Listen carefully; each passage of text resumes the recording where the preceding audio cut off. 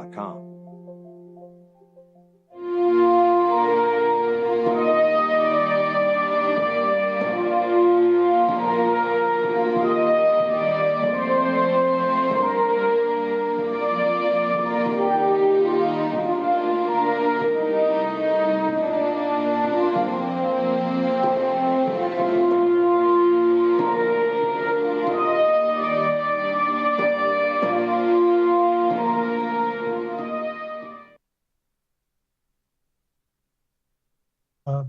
Councilor Cormier, and C-70.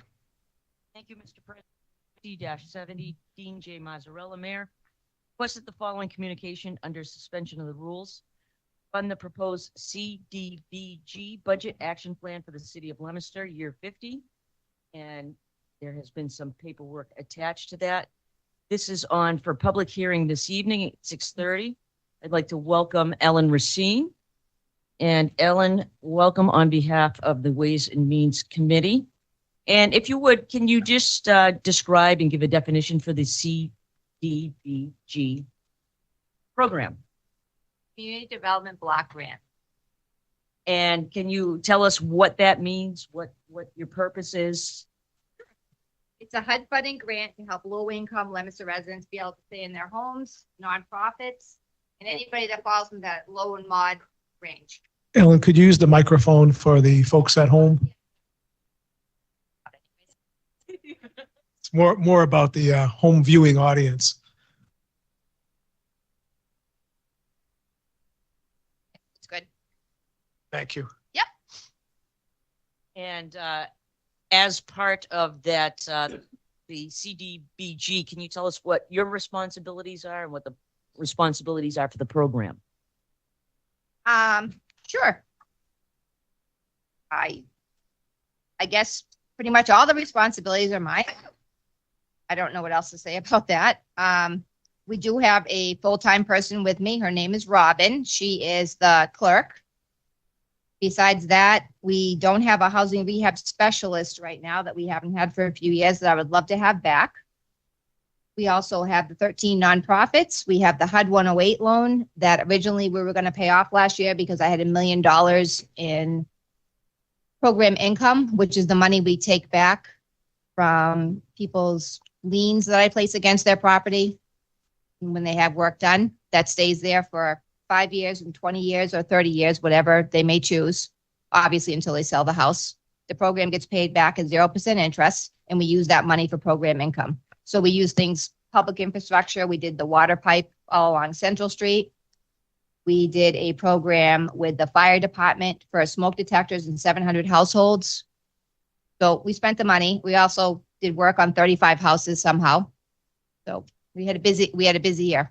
Excellent. Yep. And do you have, what does this coming year look like? It looks like as of today, the one budget you guys had was the 449, 127, because you have to guesstimate you're getting the same as the year before. As of today, it's 473, 434. So it looks exactly the same, except for I put more money into housing rehab, hoping that we could hire a housing rehab person, because I would love to have a help. Okay. And so there's 2 new nonprofits. Okay. One of it, which is not new, it was actually Catholic Charities, but they're new coming back to the program.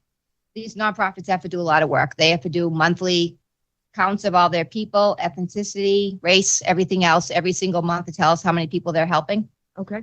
Catholic Charities, like others, when they're swapping over people, didn't have enough help and they fell behind the year before. Okay. So they're up and running, doing good this year. So obviously we want them back. And the other one is Massachusetts Recovery Center, which is newly formed and doing a good job. Now they're up to 3 people, where it was 1 person when I first met them. So they're doing good too. Okay. Excellent. Yep. Excellent. That's the questions that I have. I'm going to turn it over to other members of my committee. I'm all set. Okay. And I'm sorry, Councilor Ardinger. How does a nonprofit qualify for this? They're required to come to a public hearing. We put it in the newspaper 30 days before. It's every January, depending on what date, obviously, we put it on. They have to show up. If they don't show up for it, they can't qualify for the money. And they have to make a presentation of exactly how they'd spend the money. Excellent. Sue Shalfo Zephyr? Thank you very much. Thank you, Ellen, for coming down. I always like looking at, the kind of work that you guys are doing. Can you explain for the public the housing rehab assistance program, how they might qualify and what the process would be for them to apply for some of those monies? Sure. We have a housing rehab application. Everything in CDBG starts with you have to be income eligible. So there's set guidelines by HUD every year. The guidelines change. Example, a family of one, the highest amount they could make would be $37,000 for the year. So it's income eligible. It's not neighborhood dependent, or is it still? It's always about the core core area? area. Yeah, You have the to core prove you help over 51% in the core area, Okay. but that's it. So basically, with half of the nonprofits, they're in the core area. I was thinking, sorry, particularly of homeowners or people, It's that are anybody looking in the for city of housing assistance. Leominster. We're just supposed to concentrate on our core area because that's the reason why we get the money. right. But anybody, they have to meet the income guidelines. You have to. There's an application process, and they get that through in your office in the planning department. Is that right? In the community development department, yes. Great. Thank you. Ellen, do those, the eligibility requirements, do those change every year? Every year. Okay. Yep, usually about April, we find out what the changes are. Okay. Yep. Okay. Any other members of the council have any questions? Statements, concerns? Council Frida? More of a comment that this is really something that's helped a lot of people. And I think one of the things we found out a few years ago, Mhm. and I think a lot of people, because a lot of the older population goes to you for help. Yep. And we found out at one point when I had sent someone to you that if they've taken out a reverse mortgage on their property, Yep. they can't use CDBG funding. Because they don't actually own their house anymore. The bank Right. owns the house. Right, Yeah. right. That's one That- of the that's only pretty times important. that you can't. That's pretty important because a lot of people are lured into that. Because that's the only way they can stay there. Right, exactly. Yep. So kind of a sad event when they think they can qualify for something and I think we're lucky we're even getting money because every year it's gone down for how many years and I mean we It went stayed up by 26,000 Safety. this year, actually. pretty okay, Yep. but I mean it's a federal program and it's clearly a mayor's program. Yep. It's his to do what he wants. So, it's been used the way we'd like to see it as well. So, The last few years, it's really grown, but that's because also we had $1 million worth of program income. We still had COVID funding left, which was $800,000. And then I had a couple of years worth of allotment. So this year is going to be the same kind of way. It was 2.9 million, actually a year and a half ago. So that's all gone. But right now it's about $1 million. Yeah. Which is new money. you do a good job in that office. Anyone else? So Ellen, just so, and thank you, Council Frida, for pointing that out, because I don't think that most homeowners would realize that. When I question them on it, I have to unfortunately tell them that. It's in our application too. Okay. So if anybody has any questions, and not that I want to put any more work on your desk, but certainly if there's anybody who's listening to this who's now having questions or now considering that, hoping that once they hear this tonight, that they'll go in and talk to you first before they make any big decision that way and to see if the CDBG money can help them rather than. Sometimes you can get things like a HELOC loan. I mean, there's other things out there. You just have to know about them. Okay. Yep. Excellent. If there's no more questions from the council, I'm going to open it up to the audience. Is there anyone here who'd like to speak regarding the CDBG funding? Yes, ma'am.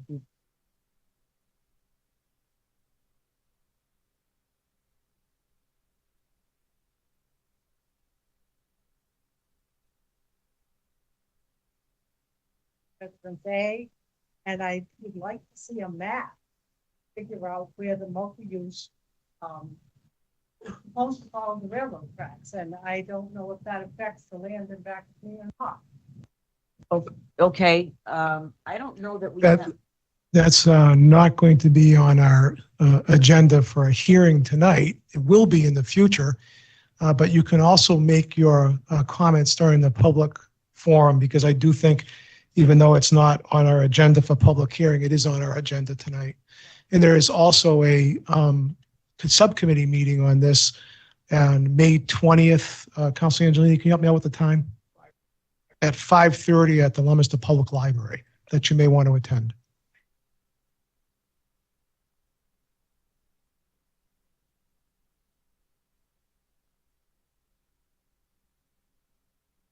We share some of your concerns. Believe me, this is not anything that we decided we wanted for the city of Leominster. This is being imposed by the Commonwealth of Massachusetts.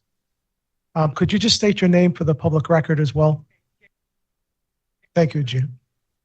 Thank you, Ms. Leduc. All right, so if you want to speak in the public forum a little later on tonight, you can do that. And note that the next time I think this is going to be heard publicly is on May 20. Okay, thank you. You're welcome.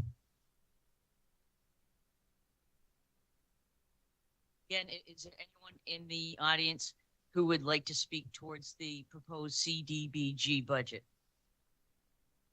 And for a third and final time, is there anyone here who would like to speak in favor of or against the proposed CDBG funding? Seeing none, Mr. President, I would declare this public hearing closed. Thank you very much, Madam Chairwoman. Moving on to C69 in the public hearing. Mr. Chairman, you ready to commence? Hey, Mr. President, thank you very much. Good evening, everyone. My name is Peter Angelini, Chairman of the Legal Committee. I'm joined this evening by the other two members of Legal Affairs. It would be Councilor Robert Tossi, the Ward 1 Councilor, and Councilor Pauline Cormier. C69. Dean J. Mazzarella, Mayor, requests that the City Council vote to amend Chapter 21, Article 2, Section 21-11.1, and Chapter 21, Article 3, Section 21-22.3 of the Leominster City Ordinance, increasing water and sewer rates as follows. See attached. We're provided with a schedule of these increases. This letter dated April 18th, 2024, addressed to City Council members. Dear members of the City Council, I respectfully request that the Council vote to amend Chapter 21, Article 2, Section 21-11.1, and Chapter 21, Article 3, Section 21-22.3. The Leominster City Ordinances as follows. Chapter 21, Article 2, Sections 21-11.1 of the revised ordinances entitled Water User Rate Schedule by deleting the provision for metered rates within and outside the city and inserting the following rates in its place. The water user rate schedule for residential and industrial use shall be as follows, effective July 1, 2024.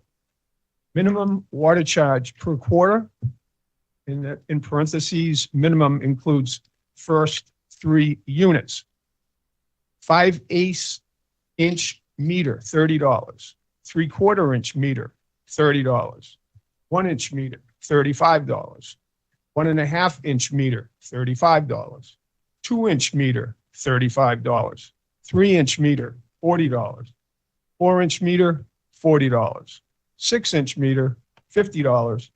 8 inch meter, $50. Out of city, $50. Metered rates per unit, 4 units and over, effective July 1, 2024. Within the city, $4.56 per unit. Outside the city, $5.70 per unit. Metered rates per unit, 4 units and over, effective July 1, 2025. Within the city, $4.83 per unit. Outside the city, $6.04 per unit. Chapter 21, Article 3, Section 21-22.3 of the revised ordinance entitled Sewer User Rate Schedule by deleting the provision for metered rates within and outside the city and inserting the following rates in its place. The following sewer rate schedules shall be effective July 1, 2024. User class, the chart has references top from left to right are user class, factor, unit, and rate. First category is minimum sewer charge per quarter. Minimum includes first 3 units. The rate is $30. Residential includes low-strength industrial as of July 1, 2024, per unit, 4 units and over. Metered water, 100 cubic feet, $4.94. As of July 1, 2025, $5.09. Lunenburg, as of July 1, 2024, per intermunicipal agreement, metered water, 100 cubic feet, $6.18. Lunenburg, as of July 1, 2025, per intermunicipal agreement, $6.37. Outside the city, as of July 1, 2024, metered water, 100 cubic feet, $9.27, excuse me. As of July 1, 2025, $9.55. Minimum sewer charge order, $45. High strength industrial metered wastewater, 100 cubic feet, 40 cents. Metered wastewater BOD, 1 pound, 15 cents. TSS, 1 pound, 15 cents. N, 1 pound, 77 cents. And P, 1 pound, $2.72. Septage within the city, volume minimum up to 100 gallons, $45. Additional volume over 1,000 gallons, $4.50 per 100 gallons.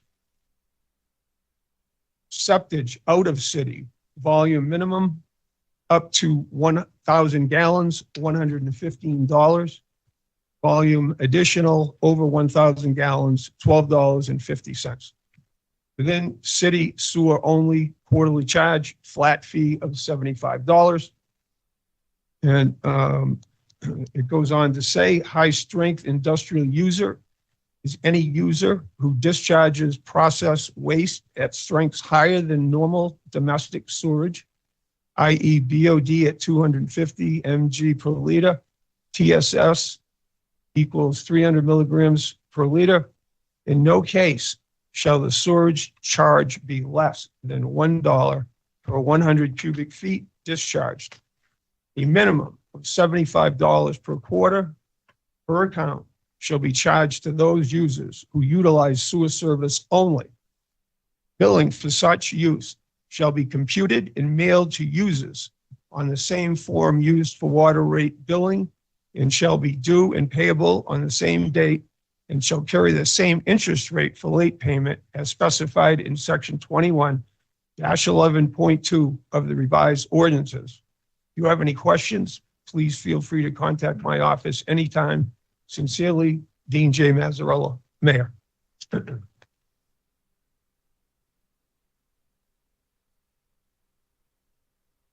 I know we have representatives from the Water Department and DPW this evening with us. Gentlemen, would you like to come up and get in the hot seat?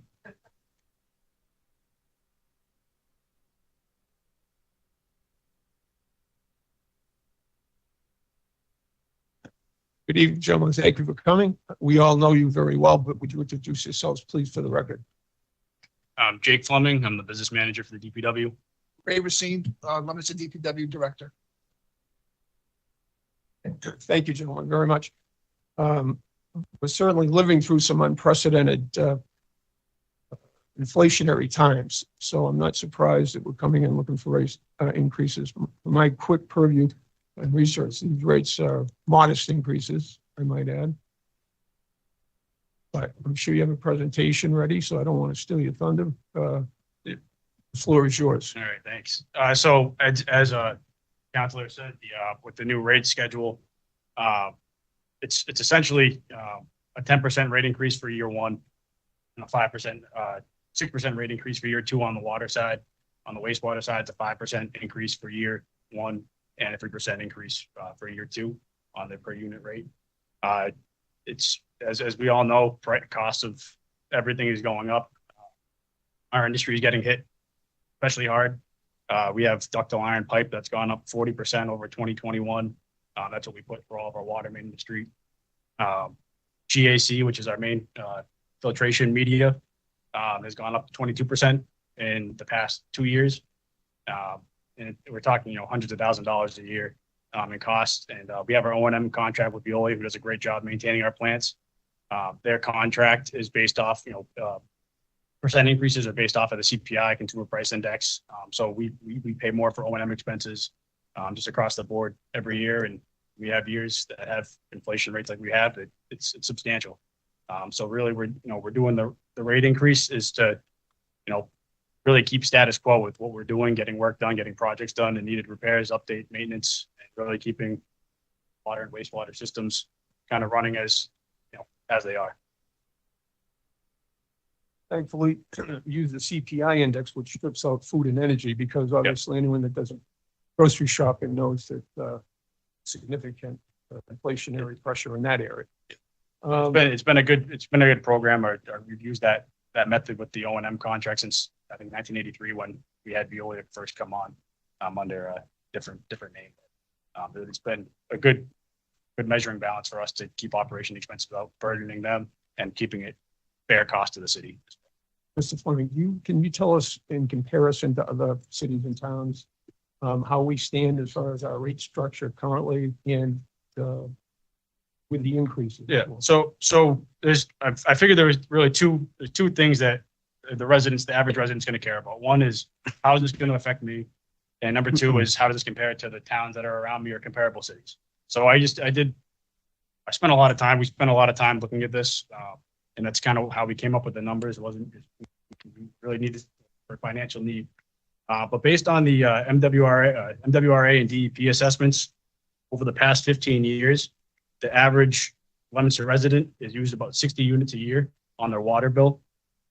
So for that resident in year one, the annual increase is going to be $71.20. So split up quarterly, we're talking 20 bucks or so a quarter. And the year after that, so in the next year after the second tier, the rate increase is going to go up an additional $20.16. So we're talking $91.36 over the 2 years is what the annual increase is going to be for the average Leominster resident. We compare that to a couple of communities around us. I had Fitchburg, Gardner, Lunenburg, and Marlboro. Marlboro being kind of similar in size. I know they're a little bit further out, but they're used as a comparison for a lot of different metrics. So the average resident in Fitchburg, based on their 2025 rate, pays 45% more than the average resident pays. In Gardner, they pay 3% more, which is modest. Marlboro pays 46% more than the average Leominster resident, and Lunenburg pays 98% more than the average Leominster resident. 98% more. So they pay almost double what the average Leominster resident pays for water and sewer. If we look at the MWRA communities, which Leominster is a part of, on an emergency base only, but if you look at the communities that are on there, Leominster is in the middle to bottom third of that list when you look at annual water and sewer, and that's looking at after the second rate increase that's proposed here tonight.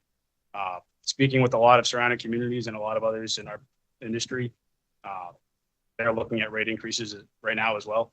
So we're looking at this based on their rates that they've had from 2022 and 2023. I'm sure a lot of other communities are having the same discussion that we're having right now to look to increase those rates as well. So I think we're in a very, I think we've done a good job leveraging some grant money and federal funds. Ellen with CDBG had program money. We were able to buy a water pipe to do Central Street water main, which you guys see is getting kind of wrapped up right now over there. So we've used a lot of resources to find outside money that we don't have to impact the rates, but it's at a certain point it becomes inevitable. That's kind of where we are now. Interesting. Later this evening, we're going to be dealing with the intermunicipal agreement with Lunenburg. You did mention Lunenburg in the presentation.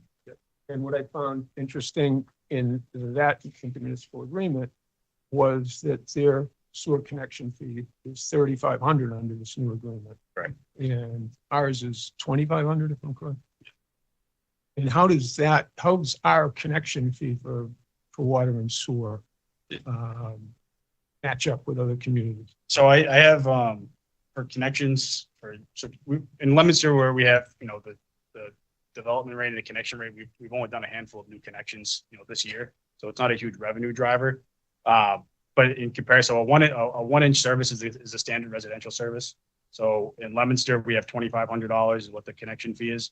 In Fitchburg, that same resident would pay $3,000, and in Lunenburg would pay $4,000 on the water side. On the wastewater side, say for a 3-bedroom in Leominster, you're looking at $1,660. For a single family in Fitchburg is $2,000, and a single family in Lunenburg would be $2,250. But they have a plus $550 per bedroom over a 3-bedroom. So we're lower, but we're in the ballpark. We're not, significantly lower. It's when you start going up to multifamilies that you see other communities that increase their rates substantially. Or in larger service lines, 2-3-inch service lines going in. So it's a lot of larger industrial complexes, businesses, and so some larger residential complexes, I would say, apartment buildings, stuff like that, are larger lines. One last question before I turn it over to my colleagues. You may have to peer into your crystal ball a bit for this one, but do you foresee any significant regulatory changes that are coming down the pipe that are perhaps going to put some additional pressures on your budget? Yeah. So they do change. Regulations are always being looked at. A lot of times, it's for the good. It means safe drinking water, and to improve is always good. I know we've mentioned it before. We're not impacted by the PFAS epidemic as much as a lot of other communities around us, which is great. A lot of communities are really struggling to try to find remedies, find money to purchase the equipment to fix that. Just one of the things we do, NIPD's discharge permits. So we have one at the wastewater plant. Anytime you discharge into a surface water, we have one up at No Town as well, which is the backwash water from the filter water. So this into the brook, right? And it's just backwashes the filter. But in the new permit, they increase regulations. Chlorine and aluminum were 2 of the higher ones that are on there. And they really limit. They're looking to limit and clean up the water. Right now, we have an engineering firm working on solutions to try to reroute that discharge water to go to the sewer system instead of, and then having, we can get rid of that permit. We are hoping it was going to be a pretty simple solution. We're still doing studies on it, but it could be simple, but it could also end up being a large capital upgrade. At this point, we're doing some hydraulic analysis, see what the residual lines can handle. But something as simple as aluminum limits in a stream that has natural aluminum limits that are higher than most in the state could potentially be a major impact. But we're planning and trying to leverage the SRF funding and stuff like that for those types of projects as well. Hopefully, maybe we could evaporate some. But you guys did do a wonderful job with the triethylmethane issue. I know your arms around that. Yeah. So I'm grateful for your efforts there. And We have a new water tank. Top of it, well, that was a very stressful season. Not having that tank. We went up to clear wells and it was touch and go. So getting a lot of rain helped, but also really didn't help.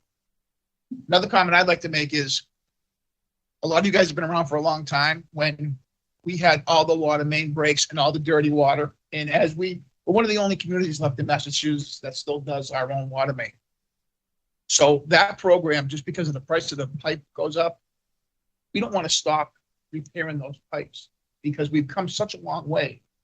And even at this point, Leominster's water system, 50% of the pipes are 100 years or older. So we have an old system, but we're making strategic repairs at the better locations that eliminate more of the breaks and the dirty water. So we're pretty proud of that. sure no council enjoys getting dirty water calls. So we applaud your efforts there as well. Let me open it up to members of the legal. Councilor Tossi, do you have any questions? I would just say great job. I mean, we're still significantly lower than a lot of neighboring communities. So Small increase, but seems to be worth it. Thank you. Councilor Cormier. Just quickly, and perhaps this is a question more for when we have our budget hearings. But you said 50% of our water system is 100 years or older. How much, and I know the city, and I know you've planned out to do a great deal and have done over the past few years. What's our goals? How much, what, 2 miles a year, and you think, our goal. and we'll be able to maintain that?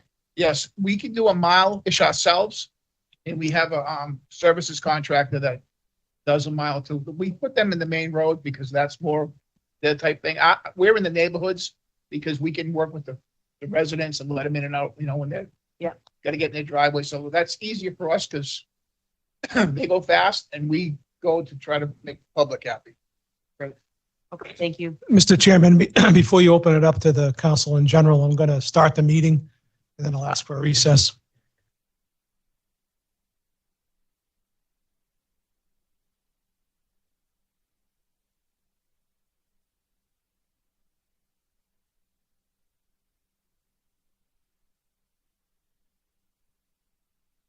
Going to take a roll of the councilors in attendance, starting with Councilor David Cormier. Present. Councilor Pauline Cormier. Present. Councilor Arndinger. Councilor Angelini. Present. Councilor Tossi. Present. Councilor Shalfo Zephyr. Councilor Robbins. Present. Councilor Frida. And I am present. All 9 councilors are in attendance. And does the chairwoman of records have a report? Do, Mr. President, I have reviewed the amended records from April 8th, 2024, and find them to be, I ask that they be put file. As to the April 22nd, 2024, I will ask if there's any counselors who have any outstanding edits to that. I would ask you to, if Mr. President, to approve April 8th of 2024 and grant April 22nd further time.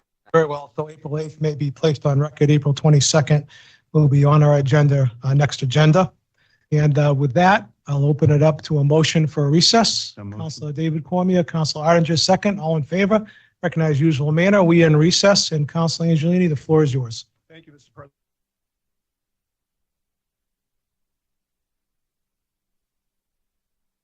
Thank you very much, Mr. Chairman. I know we're proud of the fact that we do most of our own replacement, right?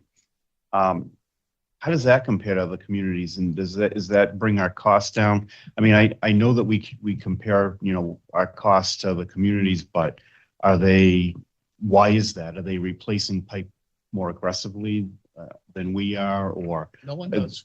No one does. Pittsburgh doesn't replace anything. Wow, and they're still 40-something%. Yeah, Higher, you say? That's a combined water and wastewater. If you look at just their water rates are slightly higher than Leominster's, but not significantly. But on the wastewater side, wastewater is expensive. It's something that no one wants to think about. And the fact is that it's extremely expensive. The regulations are rightfully very strict on that. And the states and federal governments are cracking down. And if you're not in compliance, they're forcing you to. And to do that, they make you take out loans and make you do stuff. Leominster's been, with Ray, Roger, in the past, they've been very proactive about keeping the wastewater system up to date. I know it's not not glorious to talk about, but that's really where it saves the residents. The work that they've done kind of set us up to, for now being in a favorable position compared to a lot of surrounding communities. What about any of the other communities? Do we know about how aggressive they do any replacement, if any at all? Marlboro, as you've mentioned, by chance? I'm not familiar with their water main. I think most other communities pay the premium because they use all private contractors. Oh, okay. All right. They don't have a crew the crew with the equipment to do, and the talent. We have a very talented water crew. It's not an easy job. It's very technical. There's chlorine involved, and there's all kinds of different connections. These guys are very, very good. So let me ask a question. If we charged even more money to be more aggressive with replacement of pipes that need to be replaced, would we have the personnel to do that? Or are we going, it doesn't matter how much we charge, it's not a funding issue, we don't have enough personnel, we're doing it as aggressively as we can with the personnel that we have? Possibly be. Okay. because they're also the guys on the brakes. They do everything else related. If a hydrant gets hit, they gotta stop, putting pipe in and go fix that. It's a 5 or 6 man crew. No. The only way we can be more aggressive is we used more private contractors. Right, which are gonna be more expensive. Absolutely. Because I know that I had mentioned, when we had done rate increases in the past, that, it's kind of a tough sell when, you're going up and up and up in the rates, but you have issues with water quality, or, people know that their pipes are 100 and something years old. But it's an easier sell when people see the digging going on in the street. And I mean, I've seen how nasty those pipes are. They're piled up on Union Street at the old Farmers Exchange, and you can see all the garbage in them. And, I had said years ago that, I wouldn't have any problem even as a ratepayer, and certainly as a city councilor, to put the rates a little bit higher, even to be more aggressive with our water replacement if we could, because I think it's worth the investment in the long run. And, obviously if we had done this years ago, we see what inflation's doing. These pipes and stuff is getting more and more expensive. So my thought was, if we would have done this, 10 years ago and more aggressive, we'd probably save money on the back end, but we only have so much personnel, right? And I'm sure Ray can attest to this throughout his years. Or we have a relatively small, management crew at the DPW, and you hire contractors that requires, oversight from city personnel. Where we are now, with the general foreman, the working foreman, the engineers, Mark is the assistant, and we are pretty stretched out on the oversight. We want to make sure there's someone on the job to inspect and make sure it's done. We are pretty proactive. With the contract does water, sewer. Our general foreman does handle water, sewer, and drainage. So if you had 3 contractors in, one doing water, one doing sewer, one doing drainage, that's one general foreman that's really responsible for doing that. It's put a large strain on that position and other positions to try to oversee, to make sure we're getting a quality product too. Right. And I know that our 8-member administrative staff, Pittsburgh has 15. So I get it. Jake is correct. We're stretched, but for what we have, we get a lot done. Right. No, I agree. And I want to echo the comments of the Ward 1 Council, keep up the good job. And I think that answers all my questions, and I have a better understanding of, what we're doing, and we're doing the best we can. And this rate increase is, it's necessary, and it's modest. So, okay. Thank you very much. Thank you, Councilor Cormier. Councilor Adams? Go right ahead, sir. This is probably not in, I know it's definitely not in the, area that we're talking about tonight, but you mentioned water quality. And I've had a couple people contact me about us having to add fluoride to our water. Have you heard anything about that? No? Not gonna happen. It's not going to happen, huh? Actually, that's why we can't have an intermunicipal agreement with Pittsburgh, because they fluoridate. So, and we don't want that water introducing into our system. It's good to hear, because, some people were concerned, because I haven't researched it. We've been hearing that too. I don't know where it's coming from. Thank you. Thank you. My pleasure. Any other council? Well, Councilor Shelf was up, and then I'll go to Councilor. Yeah, thank you very much. I think this is for Ray. Ray, whenever we have an intermunicipal agreement, I always think about, is it generating revenue for the city? And then how much of our water supply or other communities actually purchasing? So I guess in terms of Lunenburg, does it generate, is it a revenue stream? Is it significant? Oh, no. How much? About $140,000 a quarter. Okay. A quarter? A quarter? A quarter? Yeah. Well, that's significant money. I think, right? About $500,000. It did go up. So in Lunenburg, the intermunicipal agreement is for wastewater only. So we receive their wastewater. Okay. We do provide water to a handful. Oh, the water end, we don't. It's Yeah, not significant. Wastewater. Yeah, wastewater side we significant. Okay. But on the water side, we only supply water to a handful of residents that are along the Summer Street. It's like 100 Well, America. homes in Lunenburg that we could give water to. Okay. I thought that there was some development being proposed in Lunenburg, and, you know, it's a little bit contentious, I think. No? Off Johnny Appleseed Lane? That's Lancaster. Lancaster. Okay, I was conflating the two then. Okay, That hasn't happened yet. okay. That's, It's really tangled. okay. Okay, good. Well, the wastewater, I think that, I mean, that's significant revenue then. Okay. Alrighty. And how much capacity does that represent? Do you know offhand? Wastewater. The total. Yeah. They were just above 2.5% last year. Okay. Total flows. All right. Thank you. We keep a close eye on what we take in and what we give out, because obviously we're not making more water. Right. So we're very, very careful on The commitments. that water go. And if we get something for it, sometimes we get coerced into it so we can keep affording to upgrade our system. No, that's good because we do have a, you know, somewhat finite, not completely finite, but we have limited resources of, you know, water. So, well, we're coming into, you know, springtime and summertime, right? People will, Typically, it's down over the past few years, so. Okay. Annually, it's lower than it has been. you know, and I bet that's related to the cost, right? People are just trying to be, Some businesses closed that were big water users. okay. Right. Well, I mean, it's a federal and state and federal, regulations, low flow toilets, stuff like that. It adds up. It does. Obviously, the industry for us is a big. We have some users that significant users that We're going. aren't so much in. Okay. All righty. A lot of the big companies also recycle too now. They do. They put in new systems. Yeah. Okay. All righty. Thank you. Just more of a comment. I think, we're in the shape we're in now because of great management over the years. I mean, Pat and Roger were there a long time, continuity of you and Jake now filling in for both those positions.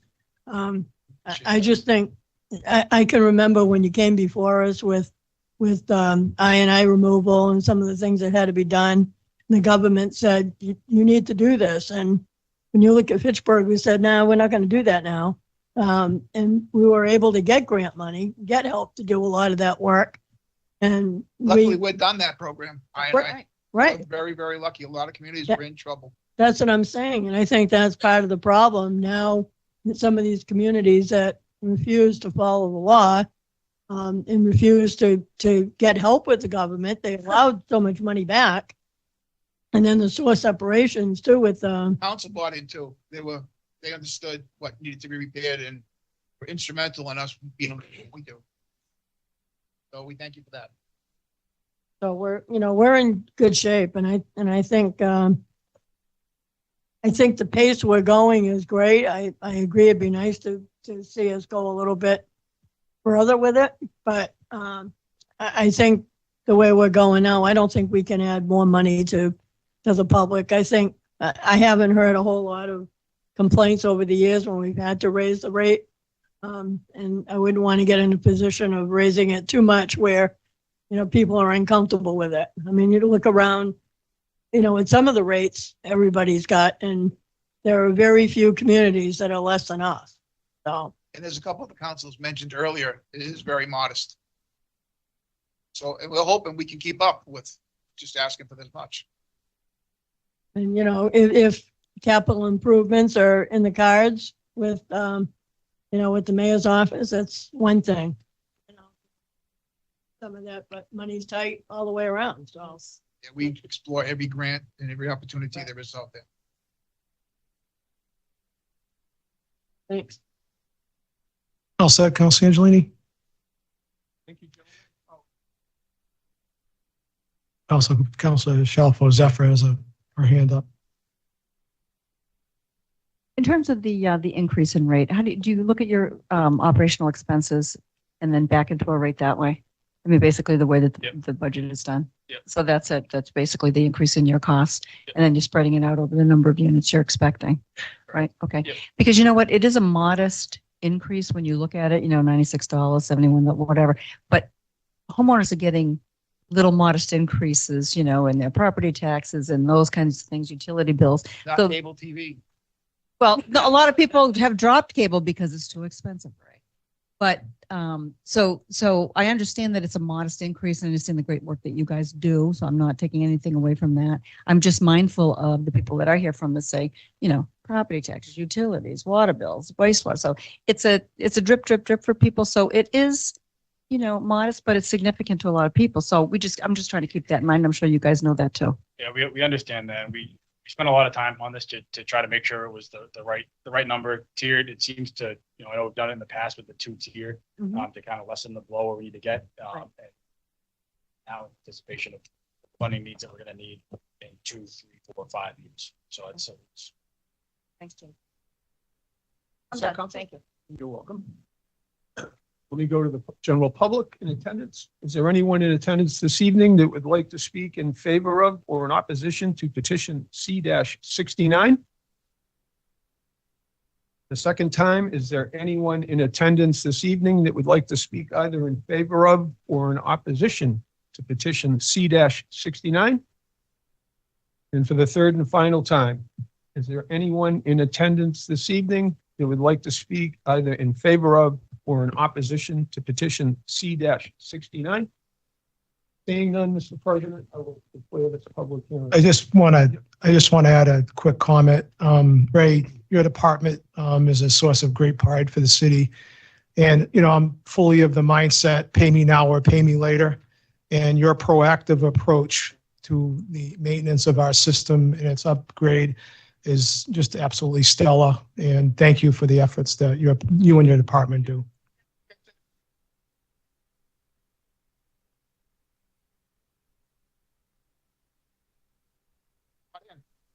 No, we're happy to cooperate.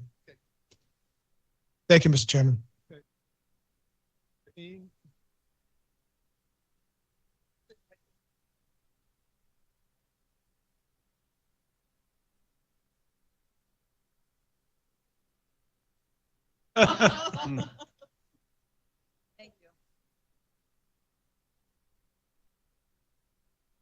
Next is the 650 hearing, 44-24. Thank you, Mr. President. Here, public hearing of the Legal Affairs Committee. Petition 44-24. Angelini, Ward 5 Councilor, requests to amend the City of Leominster zoning ordinance by inserting the following text under definitions.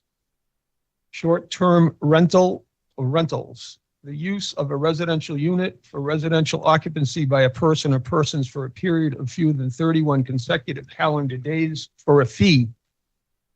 A short-term rental may or may not be arranged through a booking agent. And by also inserting the following text under the table of uses, short-term rentals shall be prohibited in Residence A. All other short-term rental zones will be allowed pursuant to state law under the table of uses. Mr. President, as you're aware, I requested a referral from the planning board. Unfortunately, that referral has not been tendered at this time. So they haven't conducted their public hearing yet on our referral. So it'll be a bit before we get that. I'm not sure. I talked to the vice chair. I'm not sure if it's their next meeting in May or their first meeting in June that they'll be taking this up. So we won't have it for a little bit.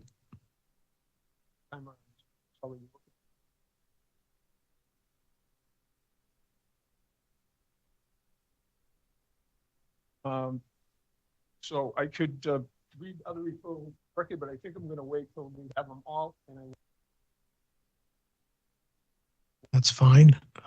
so let me go to members of my committee next. Councilor Tossi, do you have any questions or comments on petition 44-24? Yes, I thought I saw something on TV about an issue with someone in a community in Mass. They had a party and there was a shooting or something. Anybody here? Yeah, I believe that's been in the news the last few days. It happened in Northborough, the incident, I believe. So that's what we're trying to. Just for the public, there was a death in Northborough at a large gathering at a house there. A house that apparently, according to the news media, has been advertised on the Airbnb site as a short-term rental. But according to the news reports, there is an indication that the homeowner was present at a very large gathering at that house. Police estimated it to be as big as 300 people, but it's not entirely clear yet whether that particular incident occurred as a result of a short-term rental through Airbnb, at least yet. Under investigation. Thank you, Mike.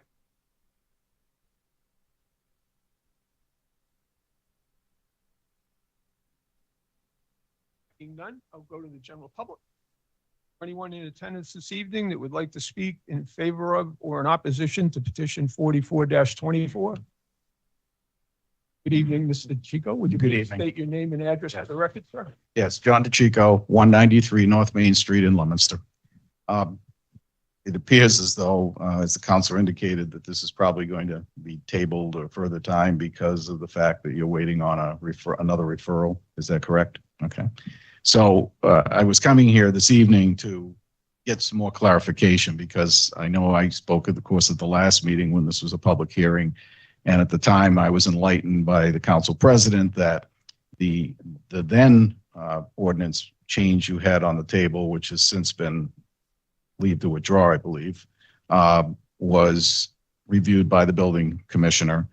And then he stated that under the present setup or ordinances for resident A property, that these short-term rentals fall under the category of a business, operating a business out of a residence A, which is not permitted.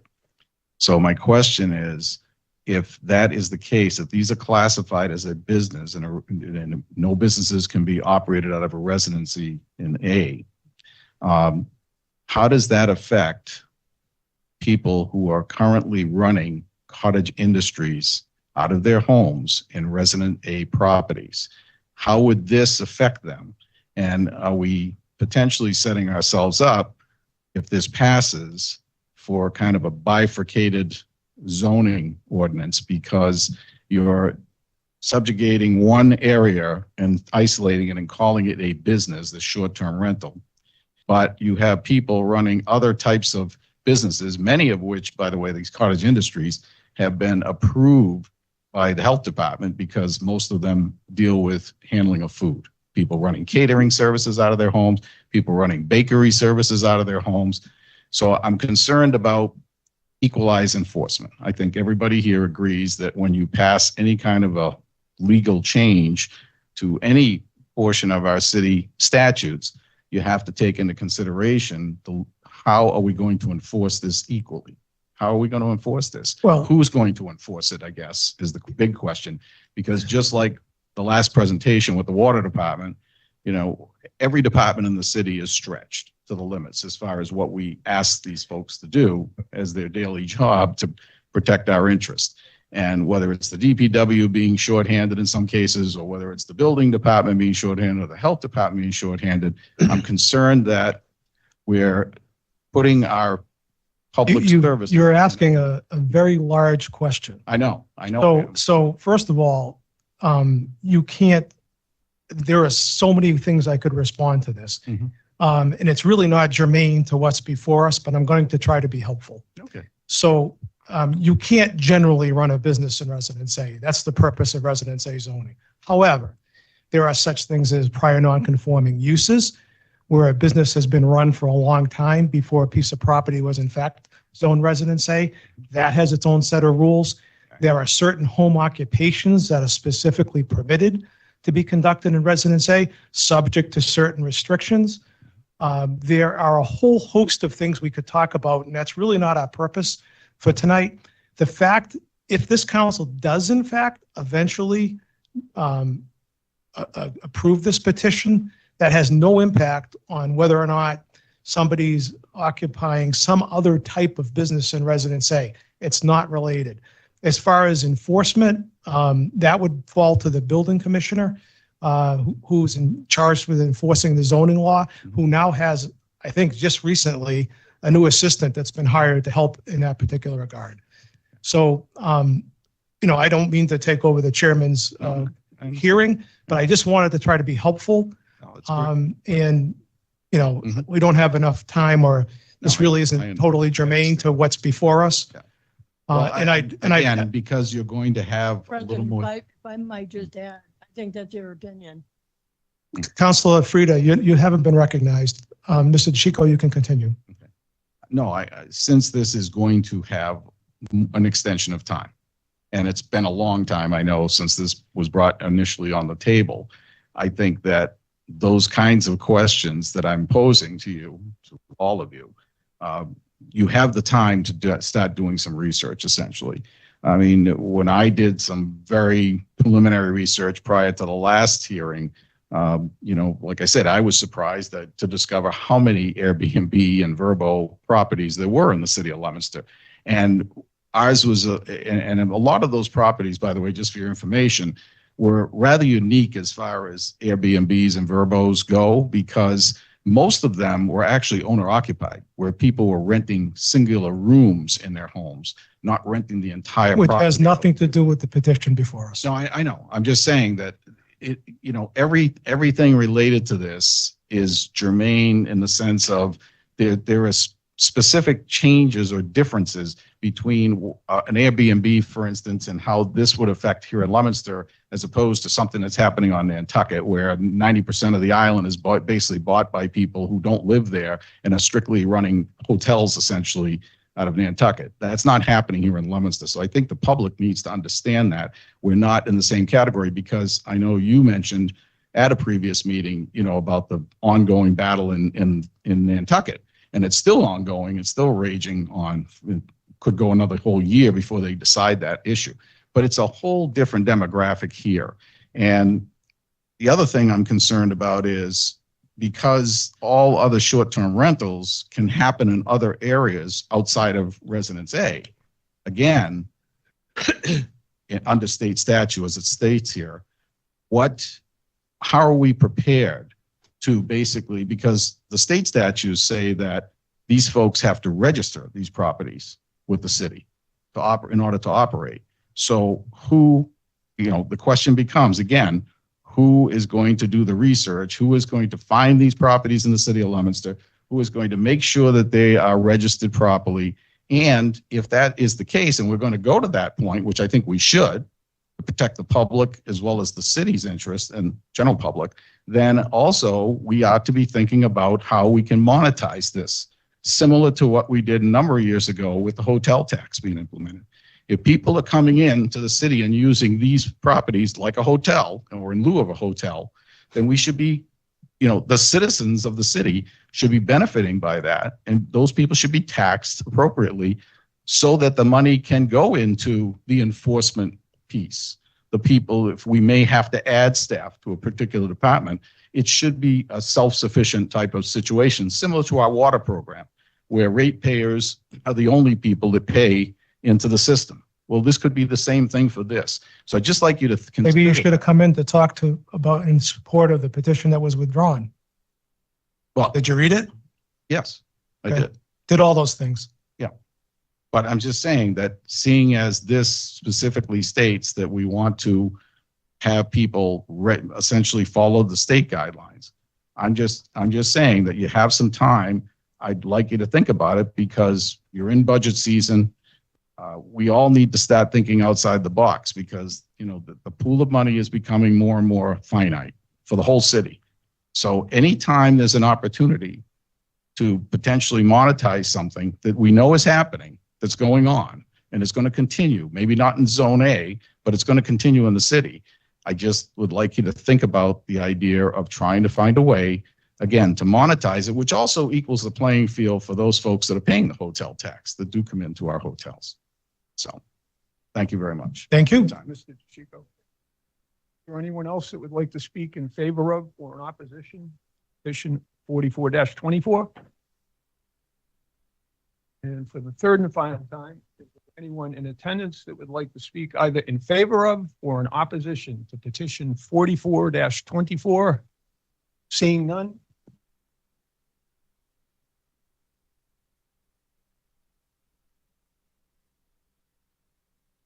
Thank you, Mr. You're welcome.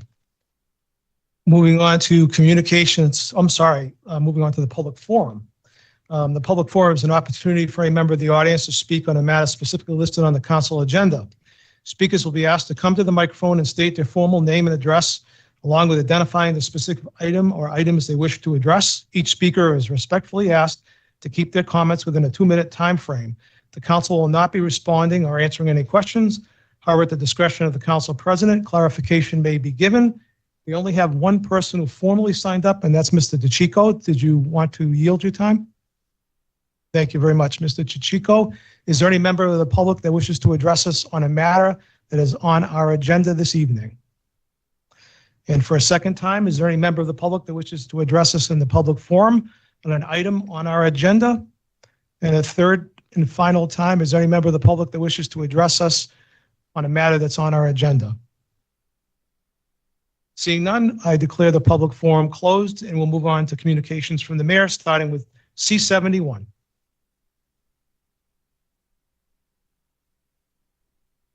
Dean J. Mazzarella, Mayor, requests that the fiscal year 2025 budget, which totals $168,407,963, be adopted. $167,816,463 to be raised by fiscal year 2025 revenues.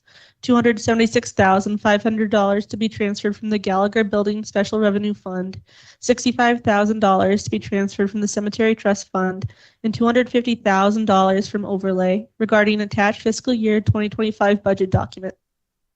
C71 is referred to the Chairman of Finance.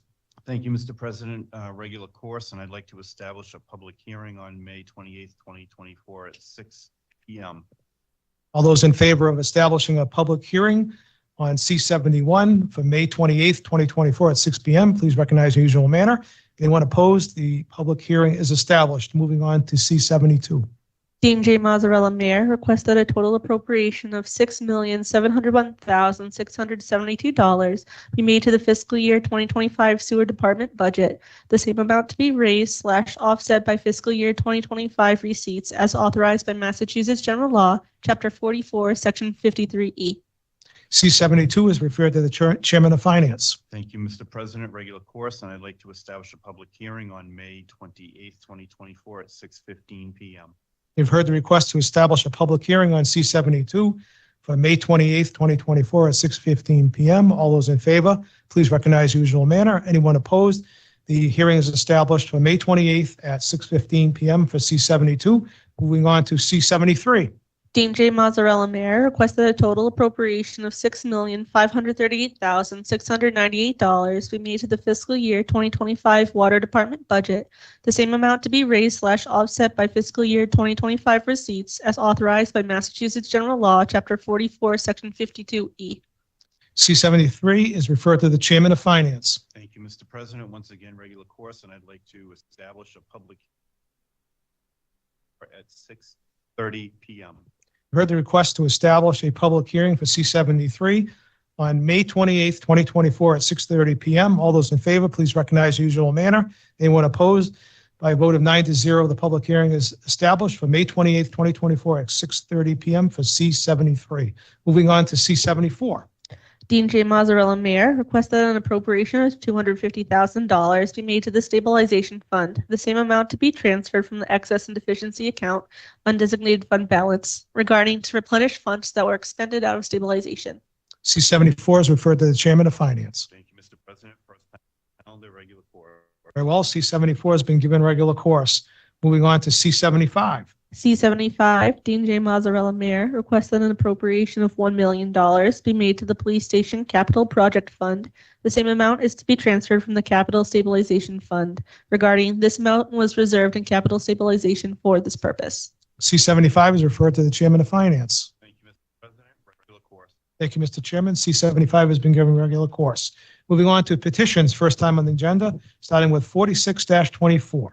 Greg Robichaud, Sergeant, Leominster Police Department, requests to amend Chapter 13 of the revised ordinance entitled Motor Vehicles and Traffic, Chapter 13, Section 13-34 of the revised ordinance entitled No Parking on Certain Streets is hereby amended by deleting the following text. Church Street, west side from Miriam Avenue, south for 600 feet to the intersection of West Street. Chapter 13, Section 13-34 of the revised ordinance entitled No Parking on Certain Streets is hereby amended by inserting the following text. Church Street, west side from Miriam Avenue, south for 136 feet. Church Street West Side from 248 feet south of Merriam Avenue, ending at the intersection of Church Street and West Street. 46-24 is referred to the Chairman of Legal Affairs. Thank you, Mr. President.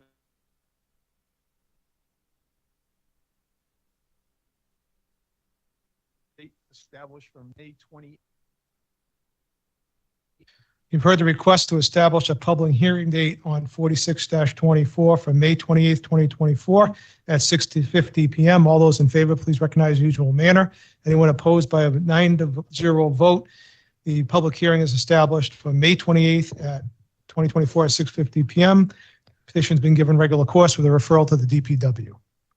Moving on to 47-24. Gregory C. Chapdelaine, purchasing agent, City of Leominster, regarding petition to enter a 5-year contract, Axon, integrated police operations vendor, a company that provides integrated product and services police department operations such as tasers, body cameras, etc., and the software that allows all these devices to integrate together operationally, as well as the tracking of and record keeping concerning the use of such devices.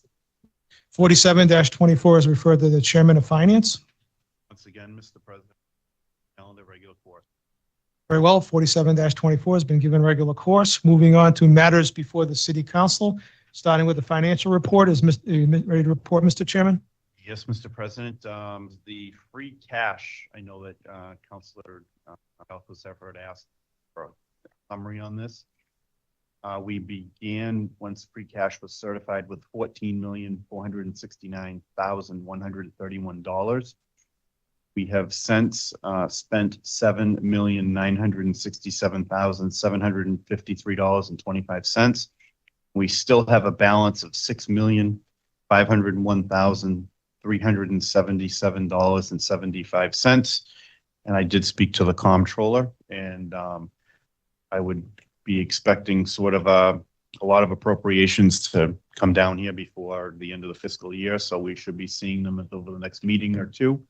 And also the stabilization fund, we began with $21,785,513.54. We have earned $477,230.38 in interest.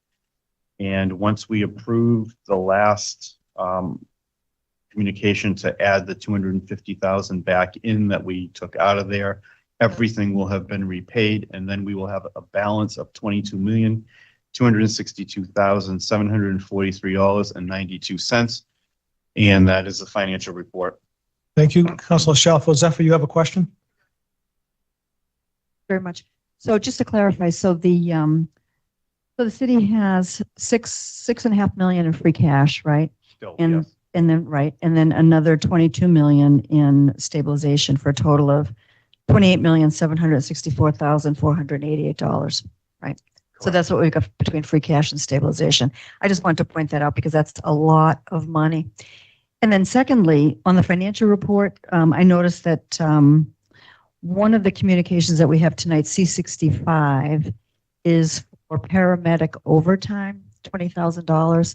And then previously in January, we had C35, which was $75,000 in paramedics overtime.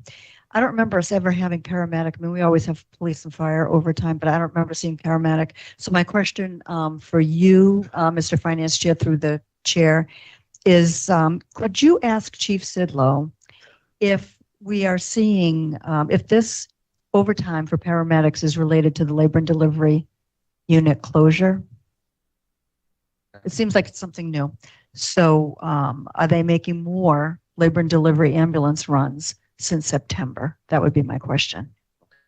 It is Certainly will answer that question. We'll ask him that question, but one of, as I pointed out before, one of the reasons for the overtime is I believe that there's 4 shifts on the fire department, and there's 2 paramedics per shift for a total of 8 paramedics, but they only have 7. So they are filling, they're filling shifts with overtime, vacation, things of that nature. So they're going to be upping and having a full staff, and then hopefully there'll be a reduction of overtime at that point, from what I've been told. Okay. So, I'd like to pose that though to Chief Sidlow as well, because if that's, I'm sure that that's part of the case, but if they're also making, I mean, part of what the fire department's concern was when the labor and delivery unit was being closed was that their second ambulance was going to be super busy with people giving birth. So I just want to double check that and see if that's had an impact on the fire department. I'm sure they have all that data too. I bet they do. So I'm thank sure you. he can pull that quickly. You're Thank welcome. you. That's an interesting inquiry, but also the program itself is relatively new to us as well. I mean, we've only had paramedics on the ambulance now for a little over a year, maybe. I think that this might be the first full fiscal year that we've had them. Yeah. Right. And the second half of that fiscal year is when the labor and delivery was closed. So, yeah. On to finance. Administratively, on C64, the agenda does say Finance Committee, but Councilor Pauline Cormier, this will be you, Ways and Means. Why is that? This is an appropriation. It's block grant. It's always been Ways and Means as far as I can. Yeah. And I think the hearing was conducted, well, I believe it should be Ways and Means, so. So if you wouldn't mind, Councilor Cormier, Pauline Cormier, taking C64. Thank you, Mr. President. C-64, Dean J. Mazzarella, Mayor, request the appropriation of $76,490 be made to the Energy Efficiency Block Grant account, the same to be transferred from the Excess and Deficiency account. The City of Leominster will be receiving $76,490 from the Federal Energy Efficiency and Conservation Block Grant Program. The program is designed to assist states, local governments, and tribes in implementing strategies to reduce energy use, to reduce fossil fuel emissions, and to improve energy efficiency. As you know, several years ago, we received a grant to upgrade the furnace at the City Hall to save money and conserve energy. Recently, we received a Green Communities grant for the installation of heat pumps in City Hall. These funds will further increase our energy efficiency by replacing windows in City Hall. The grant program is a reimbursement program, which will provide 100% reimbursement of this request once the project is completed. This was given regular course on April 22nd of 2024, and it would be my position to grant the appropriation under C-24, and I'd ask you to check with members of my committee. Councilor Cormier I agree. and Councilor Arndinger. I agree. You've heard the unanimous recommendation of the Ways and Means Committee to grant C-64. Is there any further discussion? Seeing none, all those in favor of granting C-64, please recognize in the usual manner. Anyone opposed? C-64 granted by a vote of 9-0. Do we need an order? Okay, no order required. Moving on to C-65, is the chairman ready to report? Yes, Mr. President, C-65 Dean J. Mazzarella Mayor requested an appropriation of $20,000 be made to the paramedics overtime expense account, the same to be transferred from the excess and deficiency account. As I just mentioned a few minutes ago, the conversations that I've had with Chief Sidlow, the need, for this overtime is that they are they're not fully staffed yet. So every time somebody's on vacation or out sick, they are having the need for overtime. So they need to bring they plan to bring that staffing up and have that other position funded. And that should reduce the dependency on overtime from what I've been told.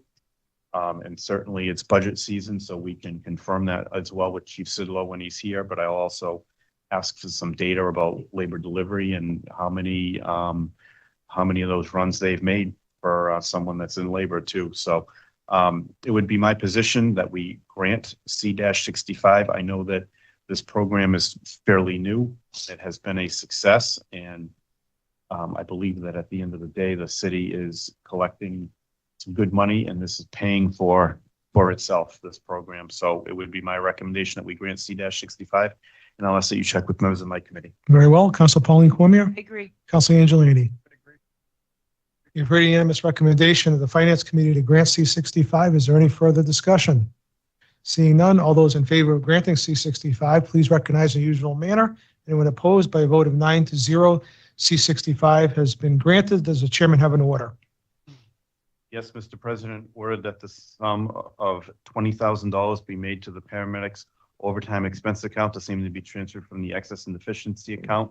Move for the adoption of the order. You've heard the request to adopt the order. Is any further discussion? Seeing none, all those in favor of adopting the order, please indicate by saying yay. Yay. Anyone opposed? The order is adopted by a vote of 9-0. Moving on to C66. Thank you, Mr. President. My brother, I have an immediate family member on the fire department, and I am required to, I'll ask that you. So noted. Councilor Pauline Cormier, can you take the reins? Thank you. P-66, Dean J. Mazzarella, Mayor. Request that an appropriation of $250,000 be made to the Fire Department Public Safety Overtime Account, the same to be transferred from the Excess and Deficiency Account. Be my position, Mr. President, to grant this appropriation. Ask you to check with the other member of the committee. Councilor Angelini? You've heard the unanimous recommendation of the Finance Committee to grant C66. Or any further discussion? Seeing none, all those in favor of granting C66, please recognize in the usual manner. Anyone opposed? C66 has been granted by a vote of 8-0. Does the chairwoman have an order? I do, Mr. President. Order the sum of $250,000 be made to the Fire Department Public Safety Overtime Account, the same amount to be transferred from the Excess and Deficiency Account.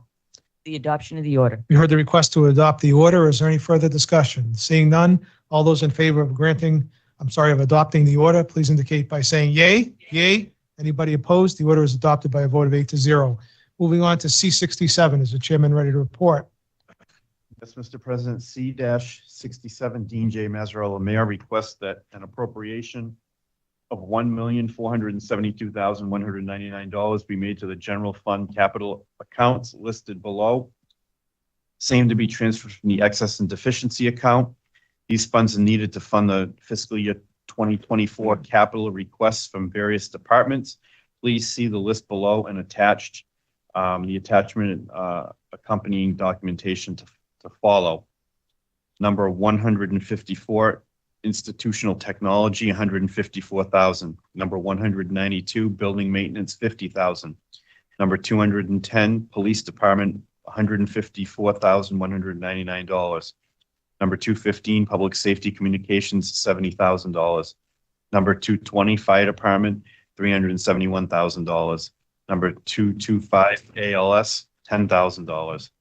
Number 245, wire department, $100,000.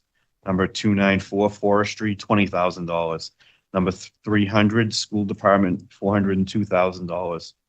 Number 491, cemetery, $80,000. Number 510, health department, $18,000. Number 541, senior center, $33,000.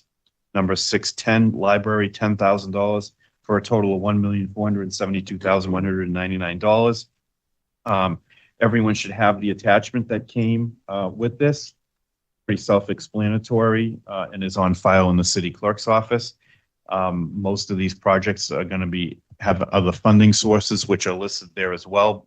This is where some of the portions are going to come from, and then some of the others might have other funding sources. So it would be my request that we grant this so that we can move forward with these capital requests. And I'll ask that you check with members of my committee.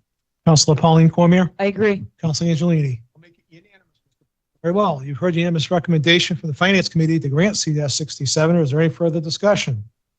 Seeing none, all those in favor of granting C-67, please recognize in the usual manner. Anyone opposed? C-67 has been granted by a vote of 9-0. Does the chairman have an order? Yes, Mr. President, order that the sum of $1,472,199 be made to the general fund capital accounts listed, same to be transferred from the excess and deficiency account. Move for the adoption of the order. You've heard the request to adopt the order. Is there any further discussion? Seeing none, all those in favor of adopting the order, please indicate by saying yay. Yay. Anyone opposed? The order is adopted by a vote of 9-0. Thank you, Mr. Chairman. Moving on to legal affairs and 44-24. Is the chairman ready to report? You can just summarize that this is a short-term rental prohibition in Residence A.